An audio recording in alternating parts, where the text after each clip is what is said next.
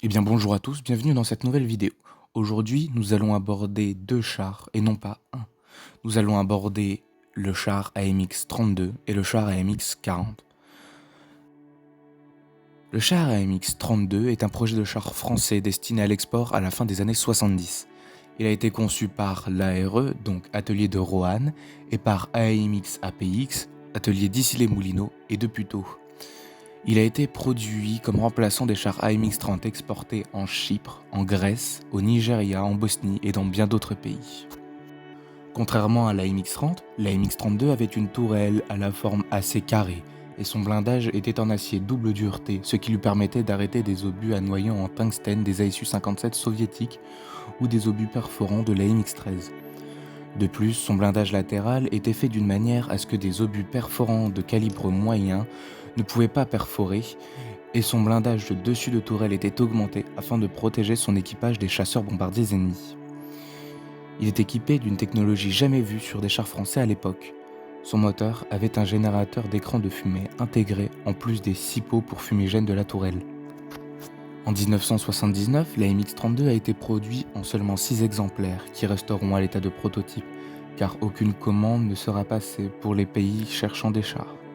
Ils opteront plus pour les M1 américains ou les chars anglais Challenger 1. Son moteur est une version améliorée du modèle monté sur la MX-30, un moteur Hispano-Suiza V12HS 110 de SR de 700 chevaux allant jusqu'à 800 chevaux qui le propulse à 65 km/h sur route et 45 km/h en tout terrain avec une autonomie allant de 520 à 530 km avec des réservoirs de 920 litres. Sa mobilité tactique est améliorée grâce à une boîte de vitesse automatique à 10 vitesses, 5 avant et 5 arrière, Minerva ENC 200. Le prototype P1, présenté au salon de l'armement Satori en 1979, conservait le canon de 105 mm de la MX-30 et son masque moulé. Il pesait au total 39 tonnes.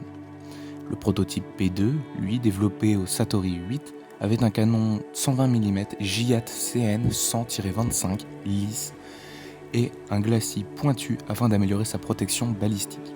Il pesait au total 40 tonnes.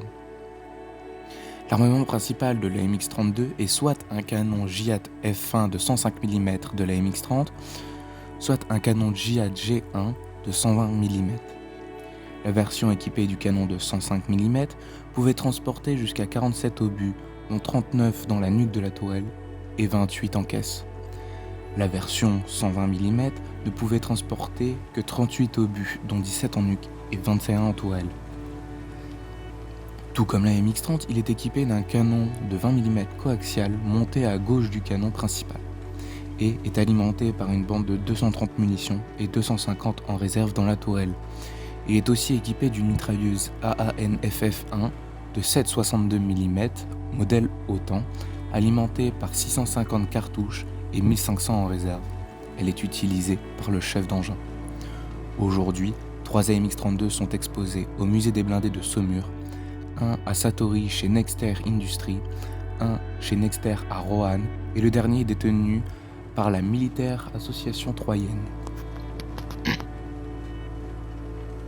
Suite à l'échec total de la MX-32, l'armée française a décidé de lancer un nouveau projet de char moyen prévu pour l'exportation. Présenté en 80 au salon Satori 9, il montre plusieurs changements par rapport à la MX-32. Sa caisse est rallongée, un ajout d'une 6e paire de galets et il est plus blindé et mieux armé. Il servait de liaison entre la MX-32 et le char Leclerc, alors en développement. Au début de l'année 85, le premier prototype est testé sur des territoires gras afin de familiariser les équipages et de voir sa mobilité.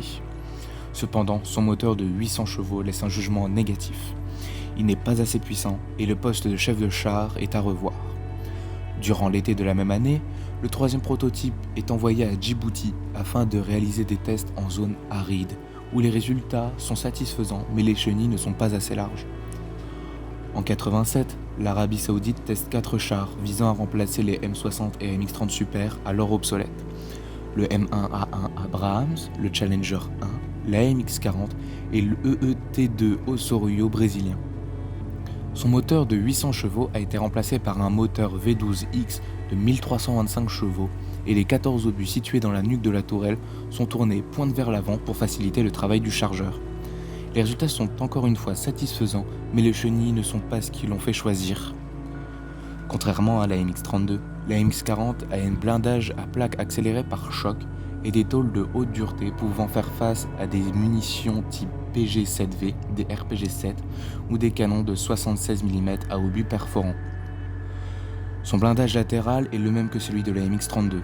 Ce blindage paraissait révolutionnaire lors de sa conception mais fut rapidement obsolète suite aux avancées technologiques militaires. Son canon de 120 mm CN120-25 lisse pouvait tirer 3 sortes d'obus, des obus flèches modèle G1, des obus à charge creuse modèle G1 ou des obus flèches d'entraînement. 14 obus peuvent être chargés en nuque et 17 en caisse à côté du pilote. Comme pour la MX-32 et la MX-30, il est équipé d'un canon automatique de 20 mm monté à gauche de son canon principal et pour le chef de char, une mitrailleuse AANFF1 de 7,62 mm modèle Autan. De plus, il est équipé d'une paire de 6 lances fumigènes en tourelle. Ce char a eu plusieurs versions, la P1 qui est le premier prototype, le P2 le second, le P3 le troisième, le P4 le quatrième, le P01 qui était le premier modèle de pré-production, le P02 le second modèle de pré-production utilisant le modèle de châssis C02 et la version E4 prévue pour l'armée égyptienne et le modèle AMX-40-32 pour le musée des blindés de Saumur. Aujourd'hui, on peut retrouver les chars AMX-30, AMX-32 et AMX-40 dans le célèbre jeu de chars War Thunder, dans l'arbre technologique français allant du BR 8.0 au BR 9.7 en bataille réaliste.